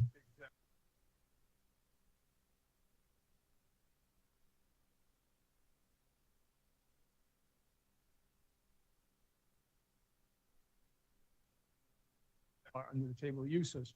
As you know, we held a public hearing early this evening. We're waiting back from the point. I would recommend further time and hearing. So our next city council meeting would be on Tuesday, May 28th, but we have budget starting at 6, ending at 6, well, whenever we stop at the last part at 6:30, and then 6:50 for Sergeant Robichaud's newest, and then we would be moving on to June 10th, which is completely open, so. Which is probably preferable. I'm going to suggest, Mr. Chairman, because I'm not sure if the planning board will be back by then. 6:50 on June 10th. Heard the, well, let me check with you members. Is that acceptable to you, Mr. Chairman, then? Yeah. Per the time in public hearing 6:10. I will, Councilor Robert Tossi I agree. and Councilor Pauline Cormier. I agree. You've heard the unanimous recommendation of the Legal Affairs Committee to give 44-24 further time and to establish a new public hearing date for June 10th at 6:50 p.m. All those in favor, please recognize in the usual manner. Anyone opposed, by a vote of 9-0, the new public hearing has been established and the communication, I'm sorry, the petition's been given further time. Moving on to C68. C68. Thank you, Mr. President. C68 is Dean J. Mazzarella, Mayor, requests that the City Council view and accept the proposed intermunicipal agreement between the City of Leominster and the Town of Lunenburg for wastewater collection, treatment, and disposal. This was first appeared on our agenda on April 22nd. Mr. President, this is a 25-year intermunicipal agreement that's expiring with the Town of Lunenburg. The gentleman here tonight from the Water Department, I think I can give you some highlights of this. Lunenburg pays a base rate of 25% more than Leominster ratepayers pay. Any additional rate increases that happen to arise after the signing of the municipal agreement will be met dollar for dollar by Lunenburg. However, as far as new sewer connection fees go, this intermunicipal agreement brings that fee to $3,500 in Lunenburg. If we were to raise our sewer connection fees by 1,000, theirs would go from 3,500 to 4,500. So, again, this is basically it in a nutshell, and we're fortunate to have Mr. Fleming still here. We would need further clarification on this, but again, this agreement 25 years ago when it was first structured, some of the infrastructure wasn't in place, and for a long time, and for the period, Lunenburg was paying $750 for sewer connection permits.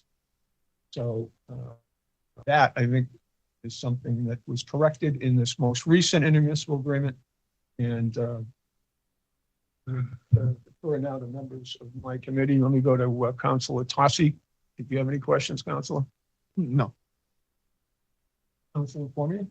Yeah, briefly, if I could ask Mr. Racine, Mr. Fleming. I'm going to need to go into recess to do that if you'd like.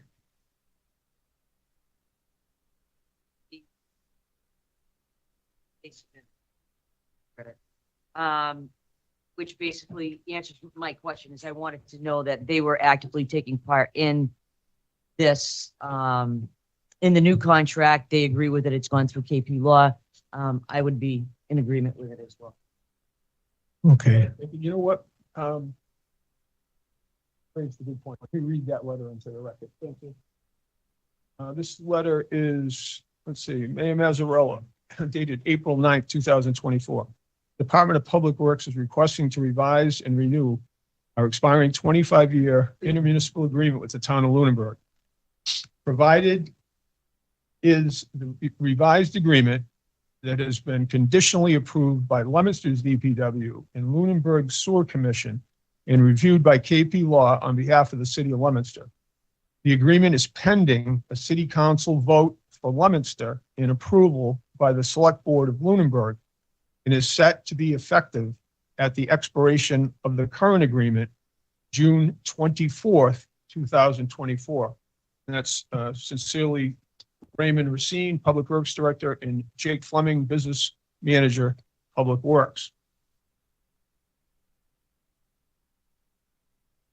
So do you want me to, is it your committee's position then to, well, first you gotta give me a recommendation and then I can open it up to the council. No problem. My recommendation would be that we grant C-68, and I would. Fine. Councilor Tossi, I agree. Councilor Pauline Cormier. Okay, so you've heard the unanimous recommendation of the Legal Affairs Committee to grant C-68. Is there any discussion at this point? Councilor Frida? Fortunately, I was sitting at this table 25 years ago when we did this agreement. And it was definitely touch and go, and there was a lot of discussion with Lunenburg, and everyone would remember Joe Bellotta and the kind of businessman that he was, and Mike Savageau, who was the selectman at the time. It was quite fiery at some of the meetings, but it was agreed in the end. It worked for us. It was a good agreement. It serviced Lunenburg, but we made extra money with it. It's worked for 25 years, and I think it's a great way to continue it with the increases that have been done. So I'm happy to support it. Thank you, Councilor Frida. Is there anyone else that wants to weigh in before we vote? I do remember Mr. Bellotta when he was cutting my hair just a few years ago. Up on the table, Savageau throwing cash out. It was an interesting time. Okay, so you've heard the unanimous recommendation. There's no further discussion. All those in favor of granting C-68, please recognize the usual manner. Anyone opposed? By a vote of 9-0, C-68 has been granted. Moving on to C-69. And Mr. Chairman, you don't have to read all the rates again.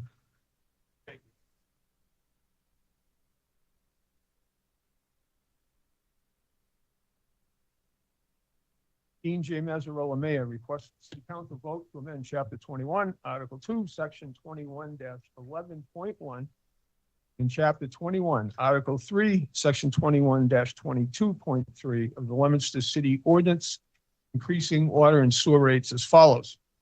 Mr. President, as you are aware, we had a public hearing earlier this evening. The Leominster DPW and Water Department was well represented with their knowledgeable personnel. It would be my recommendation that we grant C-69, and I would ask you to poll members of my committee. Very well, Councilor Tossi I agree. and Councilor Pauline Cormier. We heard the unanimous recommendation of the Legal Affairs Committee to grant C-69. Is there any further discussion? Seeing none, all those in favor of granting C-69, please recognize the usual manner. Anyone opposed? By a vote of 9-0, C-69 has been granted. Moving on to 45-24.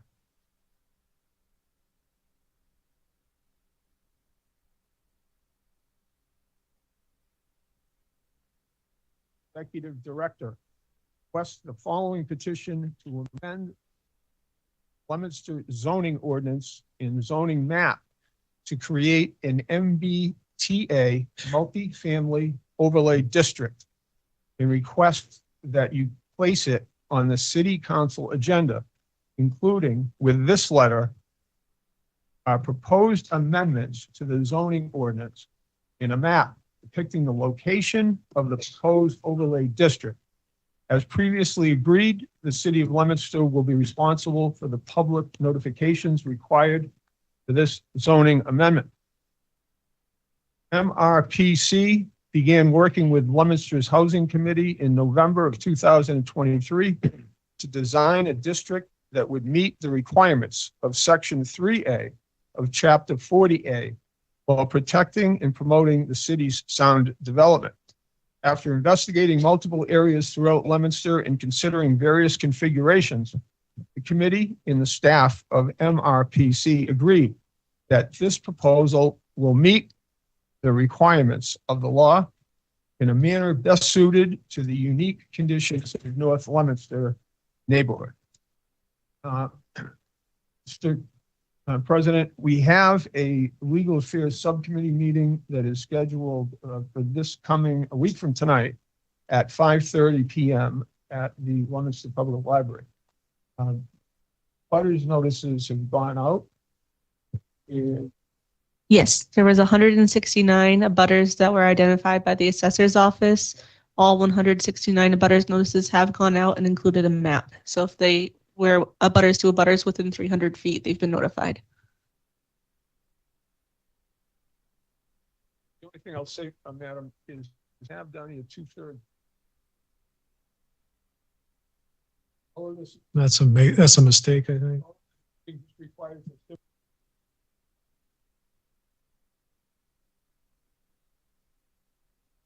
I will double check into that. Yeah, it's typically on a zoning ordinance is 2/3, but this statute's different. Yeah.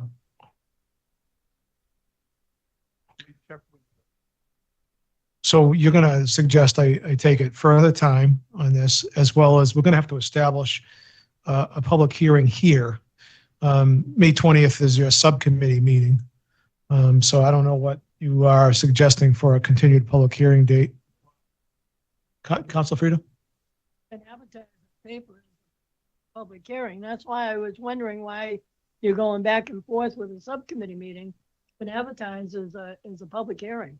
Well, we can have a subcommittee meeting with a public hearing, right? At a public hearing? Yes. People- Oh, yeah, there's a, but I think we need an additional public hearing date, don't we? It's continued from the subcommittee meeting. I don't think we're going to decide this on the 20th. First of all, we're only going to be in subcommittee.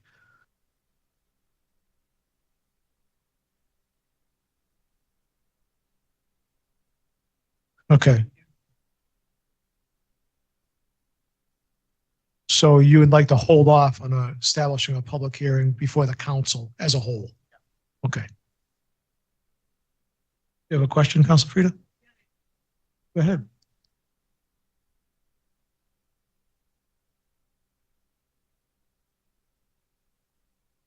We just asked to hold off on a public hearing here. Yes, before the city council as a whole. Which is a public hearing in conjunction with a subcommittee meeting. Nothing that prevents the subcommittee from holding a public hearing. Yes?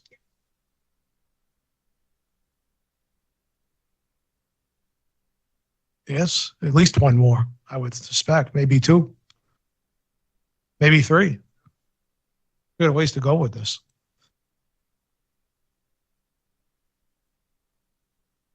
Any other questions? So, Council Ardinger?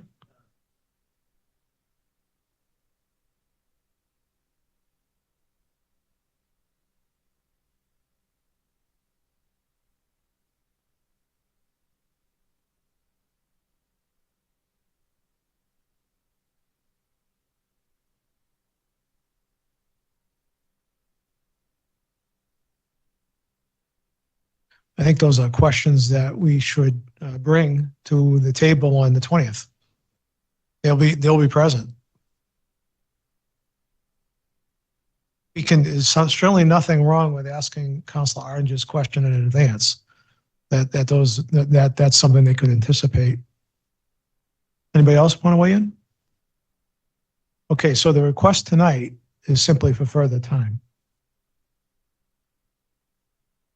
Councilor Tossy I agree. and Councilor Pauline Cormier. Any further discussion? Councilor Frida?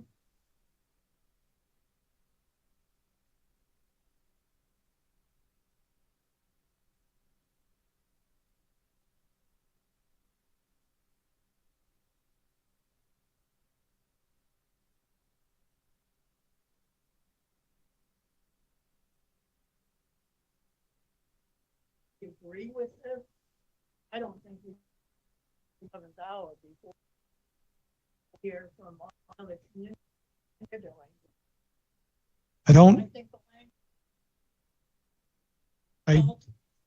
I, I don't necessarily disagree with you. You'd be shocked to know. Somebody ought to mark that down, I think. It's in the record. Get that in the minute. Anybody else? Okay, so we're voting on further time. All those in favor of further time, please recognize your usual manner. All right, it's been given further time. Moving on to Ways and Means and C70.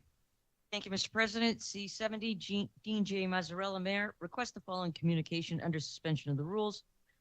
Fund the proposed CDBG budget action plan for the city of Leominster, year 50. We had a public hearing where Ellen Racine was kind enough to come in and spell out the program a little bit for us. It's a very important program to the city. It would be my position to grant or to fund the proposed budget. And I'd ask you to check with members of my committee. Councilor David Cormier Completely agree. and Councilor Arndinger. Thank you. You've heard the unanimous recommendation of the Ways and Means Committee to grant C70. I think I'm going to have 2 abstentions. How's that? 3 abstentions. Okay. So those will all be noted. Ginny's and Council Free Catholic Charities. Okay. All right. Anything else? All those in favor of granting C70, please recognize usual manner. And your vote, you're abstaining just on the Ginny's portion, and just on the Catholic Charity. So it passes 9-0 totally, but with respect to those 3, or with Ginny's, it's 7-0. And with Catholic Charities, it's 8-0 with those abstentions. And Madam Clerk, thank you. All right. Moving on to new business, we're sad to report that our city clerk has given us a resignation notice. I will report to you that I did meet with HR and the job has been advertised. Ms. Huffman has graciously agreed to, we're working out a plan for her to work on a per diem basis in the transition. The advertisings that are out there are good for 30 days. So we'll be receiving applications for the job over the next 30 days. Then, of course, once those are received, they will be received by both myself and the chairwoman of Ways and Means. We will follow strong opinions that we received in the past, or clear opinions, I think, that we received in the past. They can be initially screened by Ways and Means in executive session if the vote goes that way. But executive, of course, under the Mr. O'Reilly's opinion, Councilor O'Reilly's opinion, at least the Ways and Means Committee has to report out a minimum of 2 to the full council after the Ways and Means Committee has screened them. So that's where we're at. Any questions, concerns, comments? Councilor Frida? My suggestion would be that we do this at the council. I think today had an opportunity to look at that publication that went out. I think we learned things along the way that we probably could have changed, made better, taken some things out. I didn't find out, I mean, I won't speak for anybody else, but I wasn't notified by anybody till Thursday. But I knew earlier on that Monday night was the notification. Why is the city council, the city clerk works, in my understanding, over the years, the city clerk works for the full city council. Does not work for the president or the vice president or a finance committee chair, works for the full council. Why we were not notified and why there were meetings with the HR director without the rest of us knowing anything or having any input into it, I think is really dismissive to some of us. I think we all have ideas. I've been through 6 clerks my time, and I think there's a lot of things that we could have looked at. I think there's a lot of confusion on on things that have happened in the past 5 years. And I think they should have been clarified for the next clerk that comes in. And I think there should be a lot, there's just a lot that should have had the courtesy for us to have some of this information, the opportunity to put forward some of these ideas and what we could have looked at and made it in strengthening the position and the accountability of that position. Yeah, my understanding is the job description that currently exists is something of recent vintage.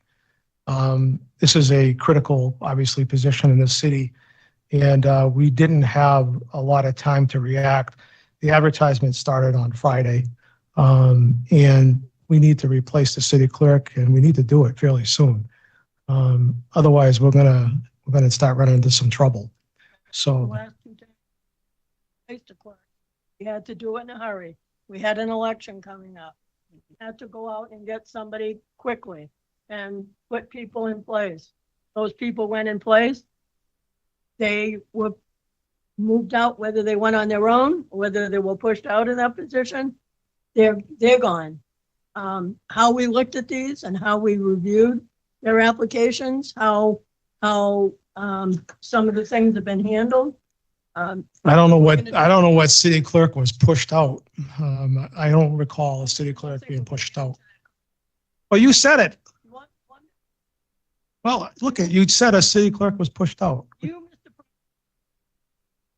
President, wanted to have a clerk from Lancaster come in because we were approaching an election. It was crucial that we had somebody that understood the election.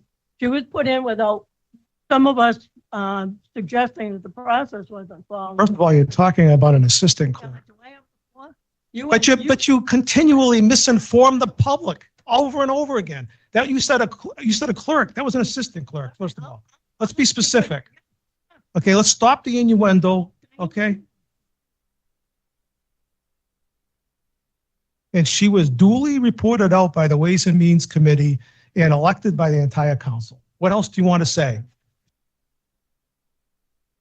Well, I am. Is there anything else you'd like to say tonight to obscure the record? Nope. Always like to stop me and talk about me, Kathy. Because I will not allow you to misstate the record, period. You did. You said that a city clerk was pushed out. I said there wasn't one. What city clerk was left? What city clerk left besides Lynn Bouchard, who retired? How many years ago? 6.5 years ago. Diane Reed? She was not a city clerk. She was an assistant clerk. No, you didn't. You said clerk. We're done. You have anything else? No, I'm not wrong. I'm not having this discussion with you. It's not even before the council. What question? What do you want to talk about, Counselor? What do you want to talk about? What? What do you want to talk about? What do you want to talk about? Talking about the process. Process did not go the way. That's your opinion. It's my responsibility, and I will do it in accordance with what Attorney Riley. It's my responsibility to guide this process in accordance with the law as set by our city solicitor. Councilor Shalfo-Zephyr. Thank you very much. I'll have to go back and review Councilor Riley's opinions on this because I don't remember them offhand.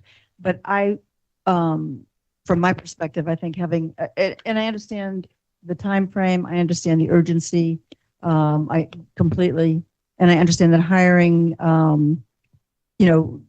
people, department heads, especially, one is complex.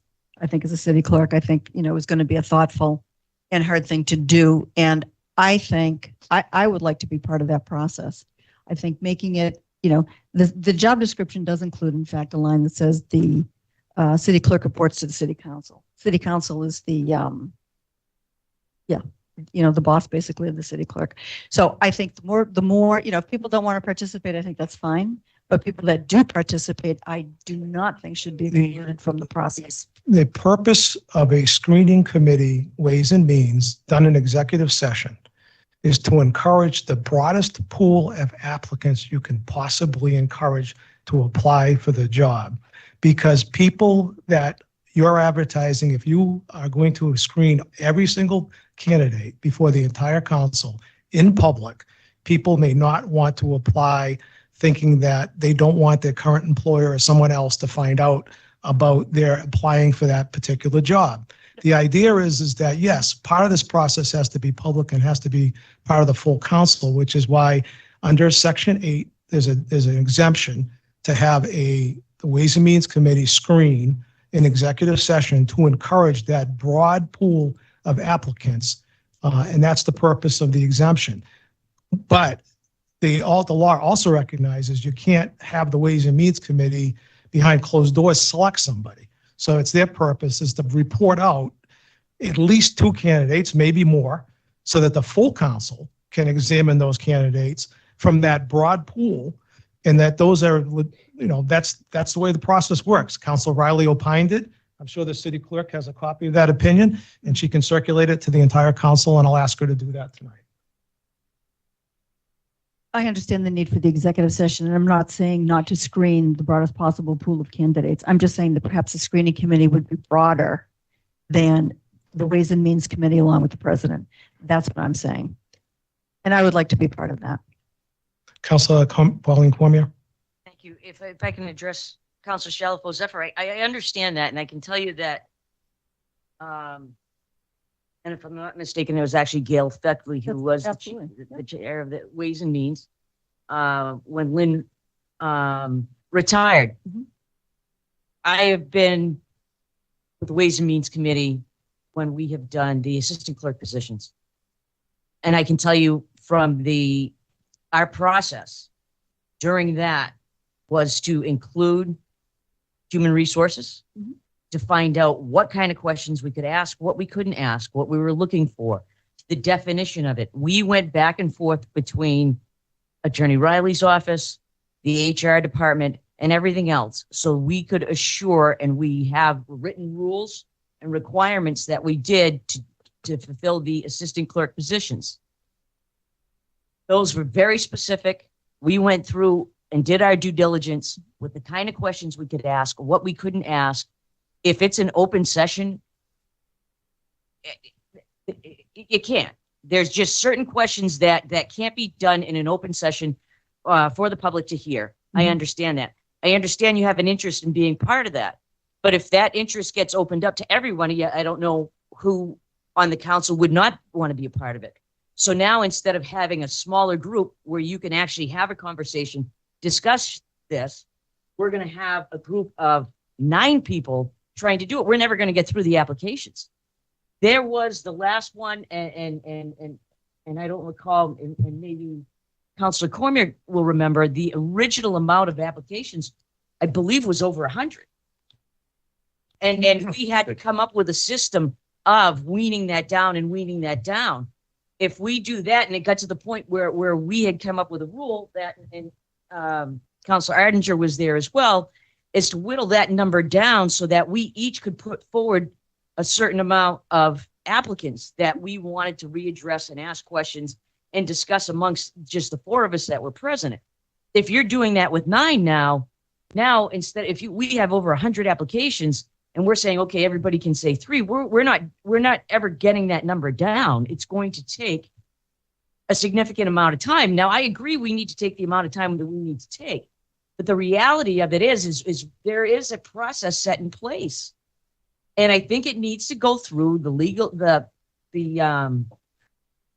Ways and Means Committee and then go down and narrow it down. Maybe you want a bigger pool to present to the entire city council is fine, but certainly not presenting 100 applications before the entire city council to debate and go through. I mean, that is just going to take months and months and months. No, I think we need to let the Ways and Means Committee do what the Ways and Means Committee is supposed to do. follow the rules, the procedures that were set forth. We have our guidelines. We have questions. We tweaked those questions significantly. And as we tweaked them, we got them approved through HR, through Attorney Riley's office. We got them approved every step of the way so that when we went in, we knew we were within our rights. We weren't going to violate anybody else's rights. We weren't going to ask questions that we weren't permitted to ask.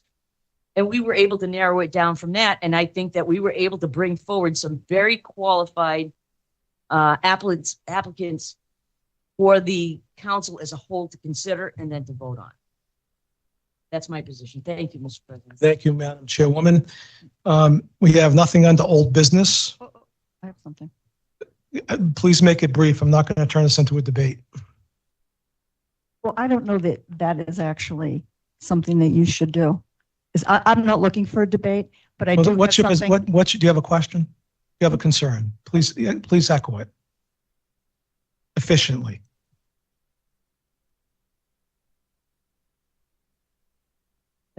The murmurs in the audience.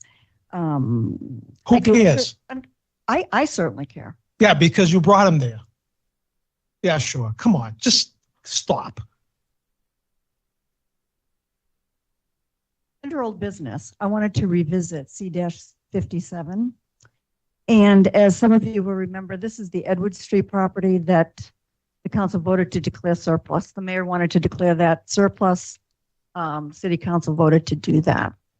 At the meeting, I had asked through the chair to the city property chairperson, did we have an appraisal for the property? Was the process in place for that particular piece of city property to be sent out to other department heads for them to have an opportunity to assess whether or not that would be of interest to them? So I asked the city clerk to get some information from the mayor, and she did. She got the P&S, purchase and sale agreement, that was signed on April 3rd, which is 3 weeks before we took our vote. I'm also looking for the appraisal. Now, have you not gotten that yet? I've already forwarded it to the mayor's office and they told me they're working on it, but they haven't supplied it yet. Okay. So I would like the appraisal, and I'm looking at Councilor Ardinger because you're the chair of city property. Did you get any of that information, the appraisal, or anything else on that, Frank?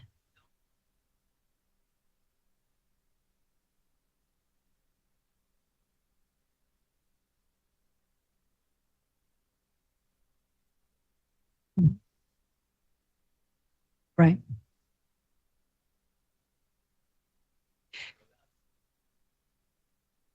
Right. Right. The process, I think, the P&S was signed before the vote by the city council. The appraisal must have been done before the vote on the city council because there was a purchase price in that purchase and sale. So my question is still outstanding, is that I'd like to see the appraisal, number one. And then number two, I would like to know when that parcel was sent out, for informational purposes to the department heads, which is part of the process. I asked that in my email as well, and I have not gotten a response, but I will ask again. Thank you for the follow-up. Okay, moving on to the community calendar. I want to note that Memorial Day is coming up. The White Cross Twilight Memorial Services are, as usual, Friday evening, May 24th in this particular case, at 6 o'clock at the Leominster Veterans Center. Memorial Day has a little bit of a different twist to it. Because of the work on the Common, we will not be meeting on the Common this year. We will first meet at St. Leo's Cemetery on Monday, Memorial Day, May 27th at 8:30 a.m. So please get the word out there that we will not obviously be meeting at the Common, but at St. Leo's is where it starts. I also want to indicate, a bit of sadness, more than a bit of sadness for the resignation of our city clerk. I want to thank her for her 6.5 years of dedicated service. She certainly will be missed. I understand she's got a better job opportunity, and I don't blame her for taking care of her family in that way, but she will definitely be missed. And I have enjoyed every minute working with her and found her to be a great public servant. And Councilor Cormier, did you want to weigh in? I do, and thank you, Mr. President. I didn't want to cut you off. Certainly, Caitlin was very, very young. I realized when she started, and I want to remind everybody that she came in filling some very big shoes, and she did. And I want to remind everyone that Caitlin got us through COVID. We were not amongst the most technically savvy people in the world, and Caitlin coaxed us through that and got us through that. I'm very proud of how she has served this city. I'm very proud of the work she has done, and I want to wish her nothing but the best. Thank you. I will entertain a motion to adjourn. Second, Councilor Arender. All in favor? We are adjourned.